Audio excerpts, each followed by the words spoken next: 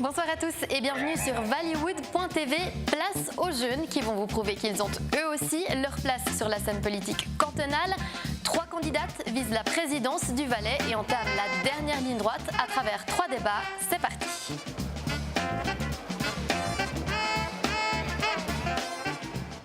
Um über die Zweisprachigkeit zu diskutieren, reden wir jetzt auf Deutsch. Wir haben zum einen Philipp Matthias Bregui, Fraktionschef der CVP Oberwallis. Guten Abend und willkommen. Guten Abend. Eliane Kreta, Präsidentenkandidatin der Partei 2 in 1 und Fabian Anderegen, Kommunikationsberater der Partei 2 in 1. Guten Abend und willkommen. Guten Abend. Aber zuerst sehen wir eine kleine Reportage über dich, Eliane, und deine Gruppe 2 in 1 an. Je pense que c'est important pour chacun de ne pas avoir peur de parler en allemand et puis de connaître finalement l'inconnu. Eliane Kreta, 17-jährig, kommt von Vissou im Val d'Anivier.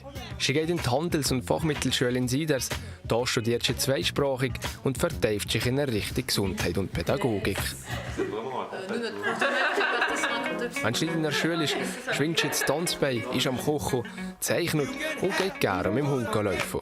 Nach ihrem Präsidentenwahlkampf wollte sie Ernährungsberaterin werden. Ernährung ist ein wichtiger Punkt in ihrem Leben. Sie ernährt sich zurzeit vegan. Bei Valleywood macht sie mit, für ein anderes Bild von der Zweisprachigkeit aufzuzeigen. Ihr Ziel: zeigen, dass die Zweisprachigkeit für alle zugänglich ist. Tu commences tout de suite avec un parti, alors oui, qui tu es, c'est toi la candidate. Eliane, Fabian, die Zweisprachigkeit ist eure Hauptthematik, um das Wallis zu vereinen. Wieso diese Wahl? Eliane? Weil wir in einer Zweisprachigkeitsschule sind und wir leben jeden Tag mit der Zweisprachigkeit. Fabian? Ja, und ich denke, wir haben auch sehr viel Kontakt mit der Zweisprachigkeit. Ich meine, neben der Schule auch, ich zum Beispiel lebe in Siders, Margot auch, und dort wird man ständig damit konfrontiert. Philipp, was denken Sie von dieser Themenwahl, um das Wallis zu vereinen? Ich bin überzeugt, das Wallis braucht die Zweisprachigkeit. Das ist eine große Chance für unsere Kultur. Es bietet viele Schwierigkeiten, weil man sich dann nicht immer gleichwohl versteht. Aber ich glaube, es ist eine Chance. Und wenn wir eine Präsidentin hätten, die das fördert, wäre das für das Wallis sicher gut. Ihr habt das schon gesagt, ihr geht in eine Bilingue-Schule in Siders, lebt selber in der Nähe. Hier treffen die beiden Sprachen aufeinander. Was habt ihr für ein Gefühl? Wie steht es im Moment um die Zweisprachigkeit im Wallis? Fabian? Nun, die Zweisprachigkeit ist im Wallis natürlich vorhanden, allerdings könnte sie bedeutend besser sein. Ich denke, es ist immer noch so, dass es eine Sprachbarriere zwischen dem Ober- und dem Unterwallis gibt. Ich denke, bei den Schülern ist das vielleicht weniger der Fall. Es gibt Austausche zwischen dem Ober- und dem Unterwallis, auch wenn die verstärkt sein könnten. Aber gerade die Erwachsenen, denke ich, erleben von diesem Austausch relativ wenig neben dem Beruf. Eliane, vielleicht du sprichst Französisch bei deinem Alltag. Ist das schwierig für dich, Deutsch zu sprechen? Ja, am Anfang war es schwierig, aber jetzt es wurde besser sein. Und, ja. Philipp, bei eurem Alltag reden Sie oder antworten Sie gerne auf Französisch? Ja, gerne ist immer relativ, gerne schon, nicht immer richtig. Aber ich denke, es ist, wie Fabian richtig gesagt hat, die Zweisprachigkeit bietet halt gewisse Hindernisse. Es ist eine Barriere, man kommt nicht so gut ins Gespräch. Es ist halt schwieriger, wenn man in einer fremden Sprache spricht. Aber wir Oberwalliser haben gelernt, gerade im Großen Rat, wenn einfach eine Gruppe zusammen ist, gemischt, Unterwalliser, Oberwalliser, dann spricht man eigentlich immer Französisch. Wir machen dann zwar grammatikalische Fehler, aber wir fühlen uns irgendwie wie in den Ferien. Vielleicht, Fabian, was sind die konkreten Maßnahmen, die ihr umsetzen wollt? Also zum einen würden wir gerne vermehrt Anlässe organisieren, die das Ober- und das Unterwallis vereinen, beispielsweise das Slow-Up. Wir denken, das könnte man von einer Strecke zwischen Leuk und Sieders oder zwischen Leuk und Sitten machen. Wir möchten gerne die Schüleraustausche promovieren. Das heißt, Schüler sollen aufgefordert werden, ein Semester im anderssprachigen Teil des Kantons zu verbringen. Und die Idee ist dann, dass, wenn sie das tun, dann fallen die Schlussexamen in der zweiten Sprache, also in der Fremdsprache, weg. Außerdem möchten wir Tandemgemeinden einführen. Das heißt, eine Gemeinde aus dem Oberwallis und eine Gemeinde aus dem Unterwallis sollen eben Tandemgemeinden werden. Und das soll dazu führen, dass es zu einem vermehrten Austausch kommt und dass auch wirtschaftlich, dass die Preise in der jeweiligen Tandemgemeinde ein wenig tiefer sind. Beispielsweise, wenn man Zermatt und Nanda vereinen würde, dann könnte man in beiden Gebieten ein wenig billiger Ski fahren. Okay, dann danke alle für diesen ersten Teil. Um ein anderes Beispiel zu sehen, wie man der Zweisprachigkeit umgehen könnte, ist Lukas Schneider, euer Coach, nach Biel gegangen, der größten bilingen Stadt der Schweiz. Wir sehen jetzt seine Reportage.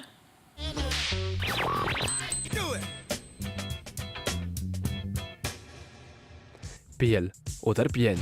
Stadt im Kanton Bern an der Sprachgrenze, wo Deutsch und Französisch aufeinandertreffen. Gut 6% der Bieler reden Deutsch, 40% Französisch. In Biel ist die Zweisprachigkeit fest verankert, kehrt zur Identität der Stadt. C'est notre signe de marque. C'est une chose que vous trouvez nulle part ailleurs de cette façon en Suisse.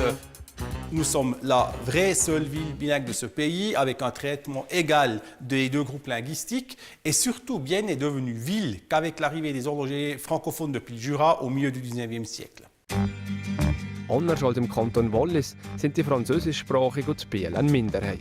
Dass die sich nicht benachteiligt fühlen, haben vor 20 Jahren das Forum für Zweisprachigkeit gegründet. Sie machen verschiedene Projekte, dass keine von den beiden Sprachen zu kurz kommt. Eines davon sind Sprachtandems. Wir machen Anlässe, wo die Leute sich treffen und nachher die arbeiten mindestens auf 6 Monate, jede Woche mindestens eine Stunde und die reden Hauptzeit auf Französisch oder auf Dialekt oder Deutsch, die andere Hauptstunde. Zudem gibt das Forum für Zweisprachigkeit das Label, wenn ein Unternehmen genug für Bilinguismus tut. In der Berner Kantonalbank zu Biel bedient man Kunden in beiden Sprachen. Und in den Sitzungen reden die Bankangestellten in ihrer Muttersprache.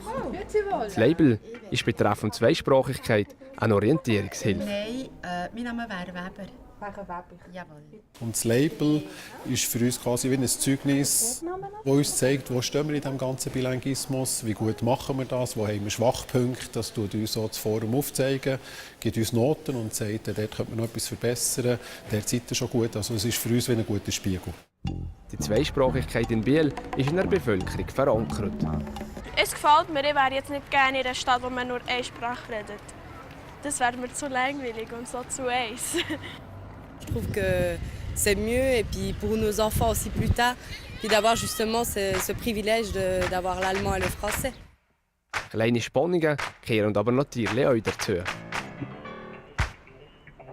Es ist eher ein bisschen so, dass die Welschen bevorzugen, Welsch zu reden und sich die Deutschen anpassen und dann nicht den Welschen. Le bilinguisme est là. Mais petit à petit, il y a une germanophonisation, si vous voulez, de l'ensemble de la population. Wir sind glücklich hier mit dem Französisch. Ob die Minderheit deutsch oder doch französischsprachig ist, wichtig ist, dass beide Seiten einen Schritt aufeinander zu machen. Eliane, Fabienne, alors une de vos mesures concrètement serait de renforcer le jumelage entre les communes du Haut et du Bas-Valais. En quoi consisterait ce renforcement, Eliane? Alors, il s'agirait d'un jumelage qui servirait à faire beaucoup d'échanges entre les communes, comme des tournois, je sais pas, de cartes ou de pétanque par exemple, ou bien également des échanges au niveau scolaire. Et puis sinon, je pense que faire la fête ensemble, comme tous Valaisans aiment boire un verre ensemble. Avoir des événements en commun? Oui, exactement. Renforcer les moments de convivialité. Alors, pour revenir sur le sujet qu'on vient de voir, Bienne a créé une association de soutien pour les bilingues qui se sentiraient plutôt démunis face à l'une ou l'autre langue. Est-ce que, Philippe, une telle formule en Valais pourrait marcher ? Je trouve que ça va marcher. Je trouve que c'est aussi important qu'on trouve une plateforme pour faire un lien entre le Haut-Valais et le Bas-Valais. Je trouve que ça c'est vraiment important et une association comme créée en Bienne, je trouve que c'est une possibilité. J'ai aussi entendu l'idée de jumelage de la candidate à la présidence. Je trouve que ça c'est une bonne idée. Peut-être on peut déjà commencer avec votre commune et notre commune pour faire un premier jumelage et pour donner un signe clair à les électeurs valaisans. Vous proposez donc directement des mesures concrètes. Vous serez déjà prêt à collaborer avec Eliane si elle est élue à la présidence ? Absolument, on est prêt de travailler ensemble. Je trouve ça c'est l'idée pour gagner des élections et pour faire une bonne politique. C'est des mesures concrètes qui aident notre canton pour être un canton uni avec le Haut-Valais et le Valais romand. Fabien, peut-être pour revenir sur cette comparaison avec Bienne, ils ont instauré cette plateforme où on peut avoir un correspondant permanent, ça veut dire échanger en permanence avec lui dans l'une ou l'autre langue. Est-ce qu'en Valais, ça pourrait être une solution pour encore plus renforcer ce lien et avoir des échanges permanents plutôt que juste ponctuels ? Alors cette idée, c'est une très bonne idée, je trouve. Et puis on voit même à l'école, à l'ECG à Sierre, on a aussi ces tandems et puis ça fonctionne très bien. Et puis je pense vraiment que ça pourrait fonctionner au niveau de tout le canton. Finalement, je vais vous demander à vous tous, je vais peut-être commencer par vous, Philippe. Est-ce qu'il y a des points communs entre les Hauts-Valaisans et les Bas-Valaisans ? C'est vrai qu'on a souvent des petits conflits, on a de la peine à s'exprimer dans l'une ou l'autre langue, mais finalement, on est tous Valaisans, donc on a forcément des points communs. Quels points communs vous citeriez ? C'est l'F-Session, ça c'est clair. Si elle joue en coupe finale, c'est toujours quelque chose qui unit notre canton. Mais aussi les traditions avec les combats des reines, etc. C'est des traditions qui aussi font un lien entre les Hauts-Valaisans et les Valais romans. Et je trouve qu'on a une grande chance dans notre canton, c'est des jeunes qui veulent s'exprimer dans l'autre langue, et spécialement comme les jeunes ici, qui est prêt de faire un pied en direction de l'autre langue, de l'autre partie de notre canton. Et je trouve que ça va unifier notre canton dans la future. Et j'espère qu'il y a plus de jeunes qui font ça dans le style que les deux qui sont aujourd'hui ici sur scène. Alors vous l'entendez, on enregistre bien vos félicitations, merci à vous deux. Pareil, la même question, quelles valeurs vous sont communes entre le Haut et le Bas-Valais ? Alors je pense que chaque Valaisan aime bien faire la fête et puis souvent autour d'un verre on oublie les différences et ce qui pourrait nous séparer comme la langue. Et puis je pense également que nous sommes tous fiers de notre canton et on veut le meilleur pour lui. Fabienne, ton avis ? Quels sont vos points communs ? Je suis d'accord avec Eliane et puis je trouve aussi que, comme ça a été dit avant, on a les mêmes traditions, donc je pense que ça renforce encore le fait que nous, on soit tous valaisans. Le Valais, un canton commun qui ne cherche plus qu'à être encore renforcé.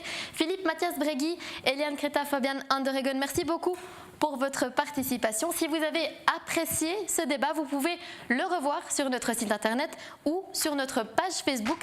Merci de nous avoir suivis et à tout bientôt pour de nouvelles aventures sur Vallywood.tv.